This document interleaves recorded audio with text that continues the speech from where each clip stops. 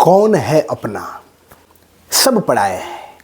इस दुनिया में, इस मृत्यु लोक में कोई भी हमारा सगा नहीं है।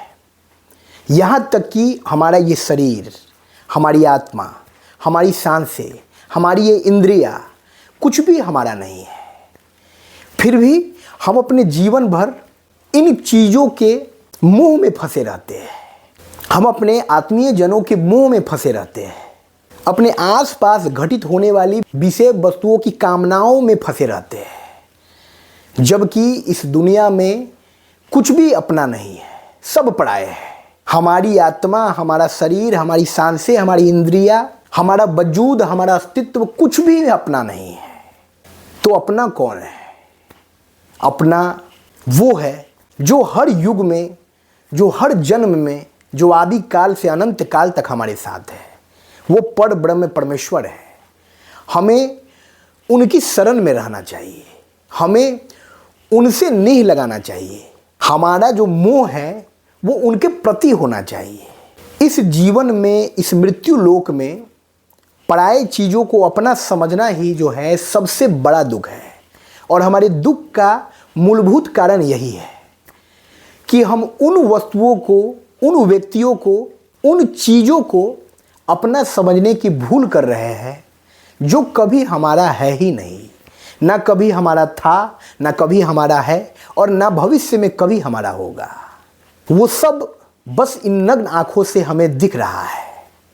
इस दुनिया में जितनी भी चीज़ें नग्न आँखों से दिख रही है, जरूरी नहीं है कि वो सब वास्तविक अस्तित्व में हो। वो सब मिट्टी के घरौंदे हैं जो उस प्रभु के द्वारा निर्मित किए गए हैं हमारे आसपास, ताकि इस मृत्यु लोक में हमारा ये जीवन जो है सही रूप से घटित हो सके। ये सारे हमारे जो भी नाते रिश्तेदार है, संगी संगाती है, वो सब कुछ क्षण के, कुछ घंटों के, कुछ वर्षों के, इस जन्म भर के साथी है।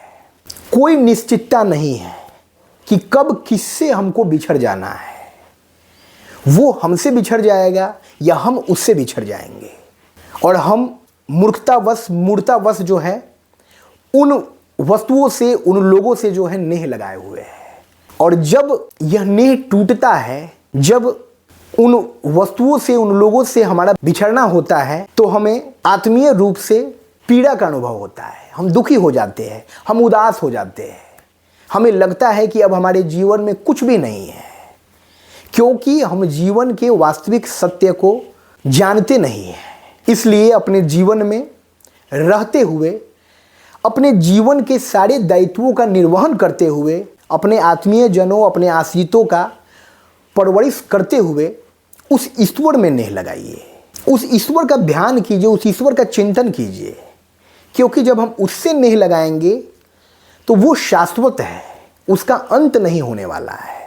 वो सृष्टि का पालक है, वही सृजन और प्रलय के लिए उत्तरदायी है। तो जब हम उससे नेह लगाएंगे जो शाश्वत है, तो फिर हमारा बिछड़ना अनिश्चित हो जाएगा। यानी हम कभी बिछड़ नहीं सकते हैं। हम जब तक इस मृत्यु लोक में अपने अस्तित्व में हैं, तब तक इस आत्मा स्वरूप प्रकाश के साथ उस परमात्मा से जुड़े हुए हैं। और मृत्यु के बाद भी जब हमारा ये नश्वर तन समाप्त हो जाता है, जब हम राख में तब्दील हो जाते हैं, तब भी हमारा यह आत्मा रूप प्रकाश जो है अंततः उस परमात्मा के करोड़ों सूर्यों के प्रकाश में विलीन हो जाता है। यही हमारे जीवन की सार्थकता है, यही हमारे जीवन का अंतिम लक्ष्य है। इसलिए इस सच को समझिए, जीवन के इस क्षणभंगुरता को समझिए कि जीवन में जो भी विषय वस्तु, जो भी व्यक्ति, जो भी स्थान हमको आज दिख रहा है, वो सब क्षणिक है, वो सब क्षणभंगुर है।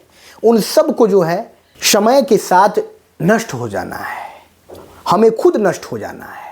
तो फिर व्यर्थ का जो है हम उन परायों से नेह ना जोड़े, या एक सीमित दायरे में नेह जोड़े, जिससे बिछड़ने के बाद जो है हमको किसी भी तरह का दुख या पीड़ा नहीं सहन करना पड़े। उस प्रभु का ध्यान करें, उस प्रभु के चरणों में अपना मन लगाए और जीवन के वास्तविक सत्य को जानते हुए पूरे उल्लास उत्साह के साथ इस जीवन को वर्तमान क्षण में जिए।